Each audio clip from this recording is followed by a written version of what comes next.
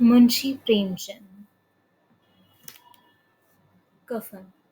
झोपड़ी के द्वार पर बाप और बेटा दोनों एक बुझे हुए अलाव के सामने चुपचाप बैठे हुए हैं और अंदर जवान बेटे की बीवी बुधिया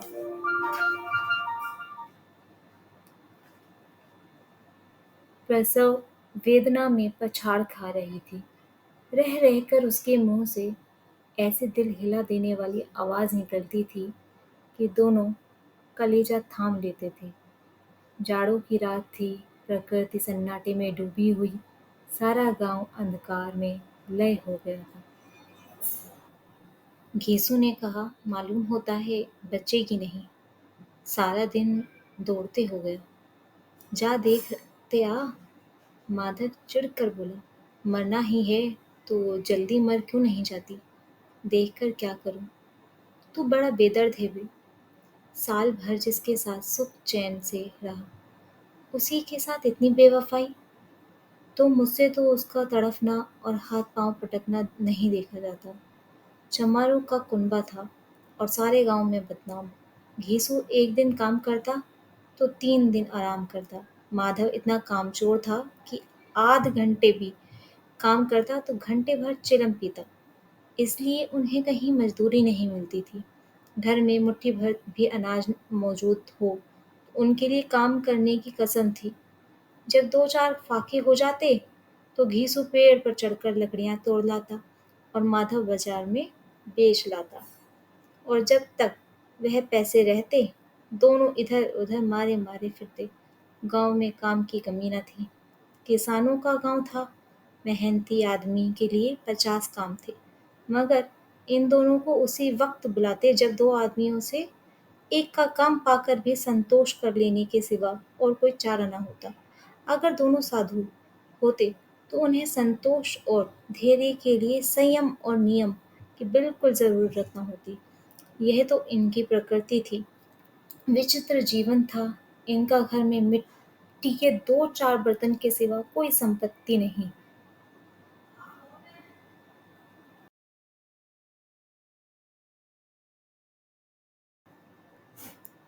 फटे चीथड़ों से अपनी नग्नता को ढाके हुए जिए जाते थे। संसार की चिंताओं से मुक्त, कर्ज से लदे हुए, गालियां भी खाते, मार भी खाते, मगर कोई भी गम नहीं। दिन इतने की वसूली की बिल्कुल आशा न रहने पर भी लोग इन्हें कुछ न कुछ कर्ज दे देते थे। मटर आलू की फसल में दूसरों के खेतों से मटर या आलू उखाड़ लेते और भून भान कर खा लेते, या 10-5 ऊख उखाड़ लेते और रात को चूसते। घीसू ने इसी आकाश वृत्ति से 8 साल की उम्र काट दी और माधव भी सपूत बेटे की तरह बाप ही के पद चिन्हों पर चल पड़ा है, बल्कि उसका नाम और भी उजागर कर रहा था। इस वक्त भी दोनों अलाव के सामने बैठकर आलू भून रहे थे, जो कि किसी खेत से खोद लाए थे। घीसों की स्त्री का तो बहुत दिन हुए देहांत हो गया था। माधव का ब्याह पिछले साल हुआ था। जब से यह औरत आई थी, उसने इस खानदान में व्यवस्था की नींव डाली थी और इन दोनों बेगैरतों का दोजख भरती रहती थी। जब से वह आई, यह दोनों और भी आराम तलब हो गए, बल्कि कुछ अकड़ने भी लगे थे। कोई कार्य करने को बुलाता तो निर्व्याज भाव से दुगनी मजदूरी मांगते। वही औरत आज प्रसव वेदना से मर रही थी और यह दोनों शायद इसी इंतजार में थे कि वह मर जाए तो आराम से सोएं। घीसू ने आलू छीलते हुए कहा, जाकर देख तो आ, क्या दशा है उसकी। चुड़ैल का फिसाद होगा और क्या। यहाँ तो ओझा भी 1 रुपया मांगता है। माधव को भय था कि वह कोठरी में गया तो घीसू आलू का एक बड़ा भाग साफ कर देगा। बोला, मुझे वहां जाते डर लगता है। डर किस बात का है, मैं तो यहाँ हूँ ही, तो तुम ही जाकर देखो ना। मेरी औरत जब मरी थी तो मैं 3 दिन तक उसके पास में हिला तक नहीं, और फिर मुझसे लजाएगी कि नहीं। जिसका कभी मुंह नहीं देखा, आज उसका उगड़ा हुआ बदन देखूं, उसे तन की सुध भी तो न होगी। मुझे देख लेगी तो खुलकर हाथ पाँव भी न पटक सकेगी। मैं सोचता हूँ कोई बाल बच्चा हुआ तो क्या होगा।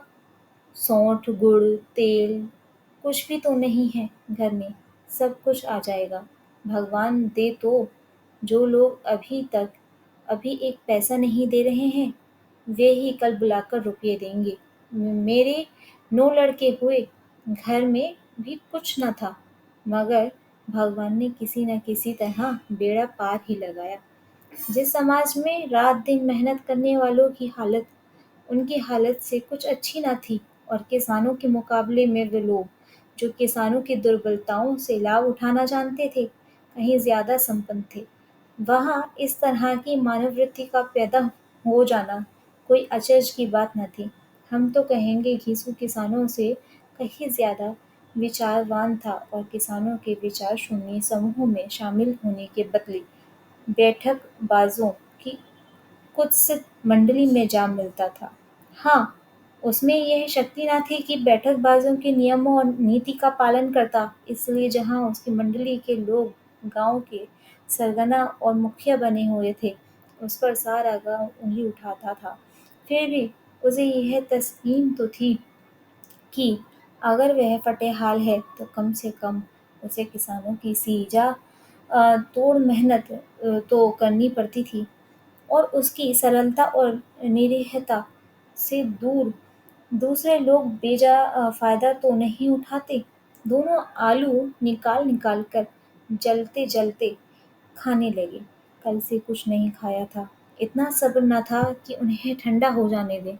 कई बार दोनों की ज़बानें जल गईं। छिल जाने पर आलू का बाहरी हिस्सा बहुत ज़्यादा गर्म न मालूम होता, लेकिन दाँतों के तले पड़ते ही अंदर का हिस्सा ज़बान, हलक और तलु जला देता था, और उस अंगारे को मुँह में रखने से ज़्यादा खैरियत इसी में थी कि वह अंदर पहुँच जाए। वहाँ उसे ठंडा करने के लिए काफ़ी सामान थे, इसीलिए दोनों जल्द-जल्द निकल जाते। हालाँकि इस कोशिश में उनकी आँखों से आँसू निकल आते। घीसी को उस वक़्त ठाकुर की बारात याद आई, जिसमें 20 साल पहले वह गया था। उस दावत में उसे जो तृप्ति मिली थी, वह उसके जीवन में एक याद रखने लायक बात थी, और आज भी उसकी याद ताज़ी थी। बोला वह भोज नहीं भूलता। तब से फिर उस तरह का खाना और भर पेट नहीं मिला। लड़की वालों ने सबको भर पेट पूरियाँ खिलाई थी। सबको छोटे-बड़े सबने पूरियाँ खाईं, और असली घी की। चटनी, रायता, 3 तरह के सूखे साग, एक रसेदार तरकारी, दही, चटनी, मिठाई। अब क्या बताऊँ कि उस भोज में क्या स्वाद मिला। कोई रोक-टोक नहीं थी। जो चीज़ चाहो माँगो, जितना चाहो खाओ। लोगों ने ऐसा खाया कि किसी से पानी न पिया गया। मगर परोसने वाले हैं कि पत्तल में गरम-गरम गोल-गोल सुवासित कचौड़ियाँ डाल देते हैं। मना करते हैं कि नहीं चाहिए, पत्तल पर हाथ से रोके हुए हैं, मगर वह है कि दिए जाते हैं। और जब सबने मुंह धो लिया तो पान इलायची भी मिली, मगर मुझे पान लेने की कहाँ सुध थी। खड़ा हुआ न जाता था। चटपट अपने कंबल पर जाकर लेट गया। ऐसा दिल दरियाव था वह ठाकुर। माधव ने इन पदार्थों का मन ही मन मज़ा लेते हुए कहा, अब हमें कोई ऐसा भोज नहीं खिलाता, अब कोई क्या खिलाएगा? वह ज़माना दूसरा था। अब तो सबको किफ़ायत सूझती है। शादी-ब्याह में मत खर्च करो, क्रियाक्रम में मत खर्च करो। पूछो गरीबों का माल बटोर-बटोर कहाँ रखोगे? बटोरने में तो कमी नहीं है। हाँ, खर्च में किफ़ायत ज़रूर सूझती है। तुमने एक 20 पूरियाँ खाई होंगी, 20 से ज़्यादा खाई थीं। मैं 50 खा जाता, 50 से कम मैंने ना खाई होगी। अच्छा पट्टा था। तू तो मेरा आधा भी नहीं है। आलू खाकर दोनों ने पानी पिया, और वहीं अलाव के सामने अपनी धोतियाँ ओढ़कर, पाँव पेट में डालकर डाले सो गए। जैसे दो बड़े-बड़े अजगर गोंडलियाँ मारकर मरे पड़े हों, और बुढ़िया अभी तक करहा रही थी।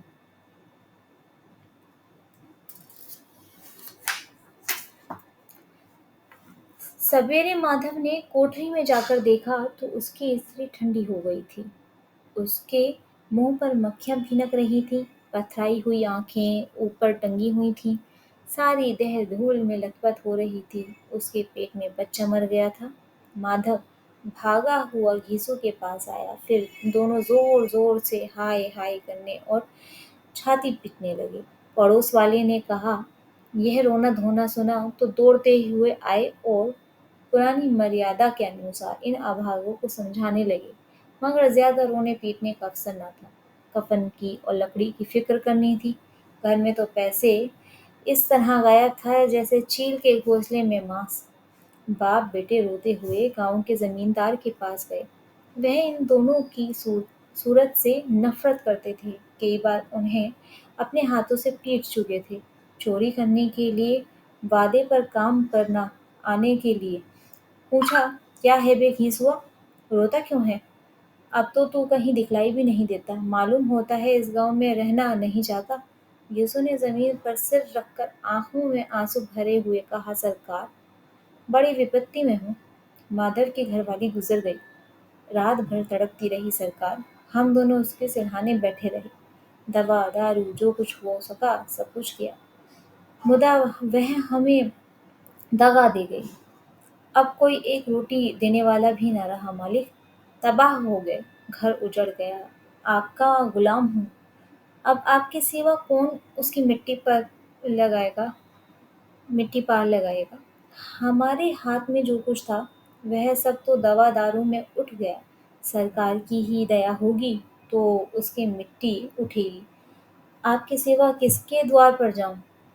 जमींदार साहब दयालु थे, मगर घीसों पर दया करना काले कंबल पर रंग चढ़ाना था। जी मैं तो आया, कह दे, चल दूर हो यहाँ से। यूं तो बुलाने से भी नहीं आता, आज जब गरज पड़ी तो आकर खुशामद कर रहा है। हरामखोर कहीं का बदमाश। लेकिन यह क्रोध या दंड का अवसर न था। जी में कुड़ते हुए 2 रुपये निकालकर फेंक दिए, मगर सांत्वना का एक शब्द भी मुंह से न निकला। उसकी तरफ ताका तक नहीं, जैसे सिर का बोझ उतारा हो। जब जमींदार साहब ने 2 रुपये दिए तो गांव के बनिए महाजनों को इनकार का साहस कैसे होता। घीसू जमींदार का नाम ढिंडोरा भी पीटना जानता था। किसी ने 2 आने दिए, किसी ने 4 आने। 1 घंटे में घीसू के पास 5 रुपये की अच्छी रकम जमा हो गई। कहीं से मिल गया, कहीं से लकड़ी, और दोपहर को घीसू और माधव बाजार से कफन लाने चले। इस लोग इधर लोग बांस बांस काटने लगे।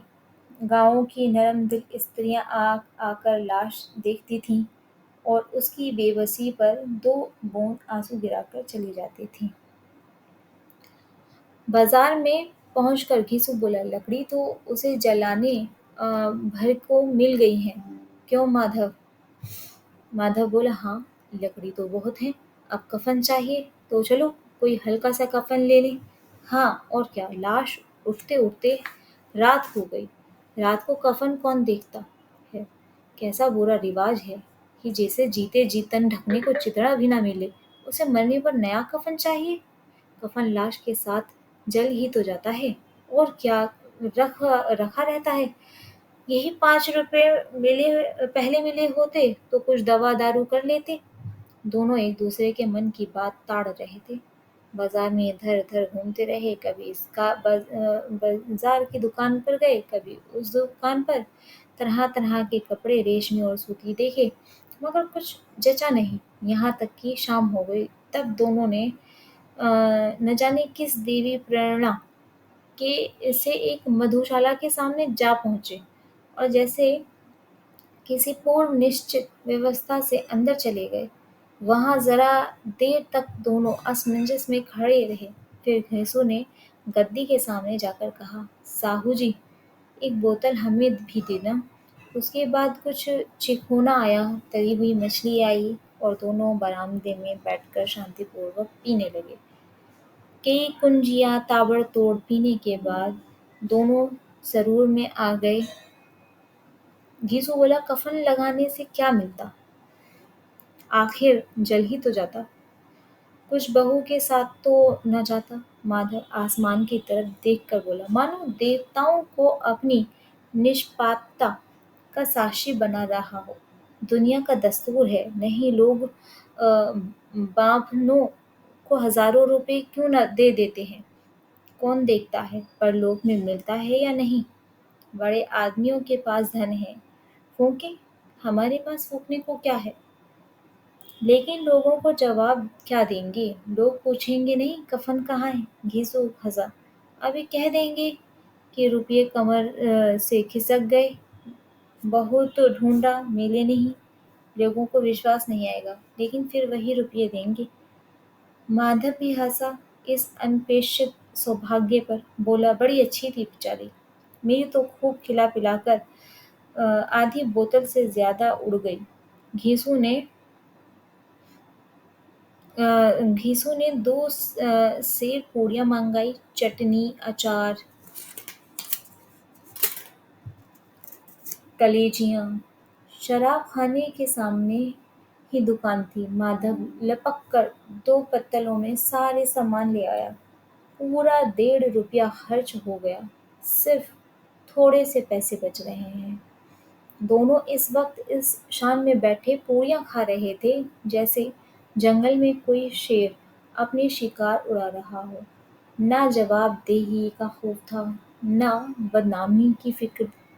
इस सब भावनाओं को उन्होंने बहुत पहले ही जीत लिया था। घीसू दार्शनिक भाव से बोला, हमारी आत्मा प्रसन्न हो रही है तो क्या उसे पुण्य न होगा? माधव ने श्रद्धा से सिर झुकाकर तस्दीक की, जरूर से जरूर होगा। भगवान तुम अंतर्यामी हो, उसे बैकुंठ ले जाना। हम दोनों हृदय से आशीर्वाद दे रहे हैं।